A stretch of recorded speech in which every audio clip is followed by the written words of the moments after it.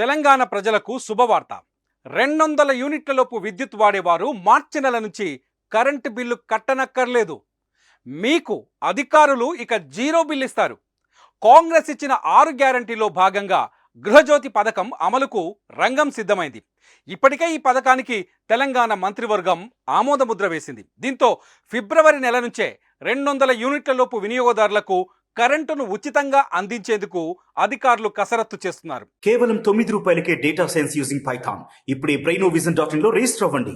రాష్ట్రంలో 200 యూనిట్లలోపు విద్యుత్తును వినియోగిస్తున్న గృహజ్యోతి లబ్ధిదారుల నుంచి ఆధార్ కార్డుతో పాటు రేషన్ కార్డు సేకరణ ప్రక్రియను ప్రభుత్వం ప్రారంభించింది.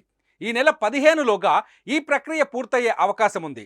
మరి గృహజ్యోతి పథకానికి అర్హతలేంటి, ఎవరికి అమలు చేస్తారు, అసలు ఈ పథకం మార్గదర్శకాలేంటి అనే ప్రశ్నలపై ఇప్పుడు ప్రజల్లో చర్చ మొదలైంది.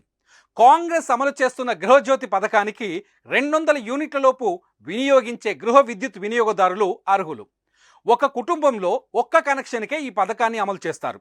గృహజ్యోతి పథకం పొందాలంటే తెల్ల రేషన్ కార్డుకు ఆధార్ కార్డు తప్పనిసరిగా అనుసంధానమై ఉండాలి. అదేవిధంగా గతంలో ప్రజాపాలనలో దరఖాస్తు చేసుకున్న సందర్భంగా యూనిక్ సర్వీస్ కనెక్షన్ నెంబర్ను పొందుపరిచి ఉండాలి. డిస్కంలు ఎట్టి పరిస్థితుల్లోనూ కనెక్షన్పై పేరు మార్చరాదు.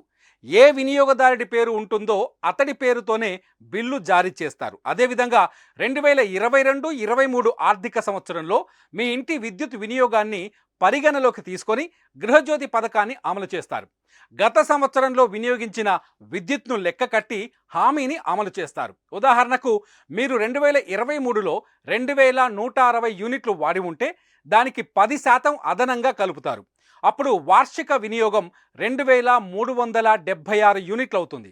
దానిని 12తో భాగించి నెల సగటు తీస్తారు. ఇలా చేసినప్పుడు నెలకు సగటున 198 పాయింట్లు వస్తుంది. అంటే 200 యూనిట్ల లోపు ఉంటుంది. దీంతో వారికి ఉచిత విద్యుత్ను అమలు చేస్తారు. దీని ప్రకారం 2022-23 ఆర్థిక సంవత్సరంలో 2181 యూనిట్ల లోపు విద్యుత్తును వినియోగించిన వారే ఇప్పుడు ఈ పథకానికి అర్హులవుతారు.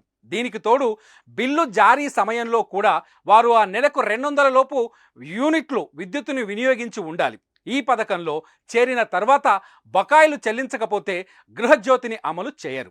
200 యూనిట్లలోపు కరెంటు వినియోగించేవారు ప్రజాపాలనలో దరఖాస్తు పెట్టకపోయినా ఈ పథకానికి అర్హులైన వారికి అమలు చేయాలని రేవంత్ రెడ్డి సర్కార్ భావిస్తోంది. ఫిబ్రవరి నెలలో వినియోగించిన కరెంటుకు మార్చి తొలివారంలో రీడింగ్ తీసి బిల్లులు జారీ చేస్తారు.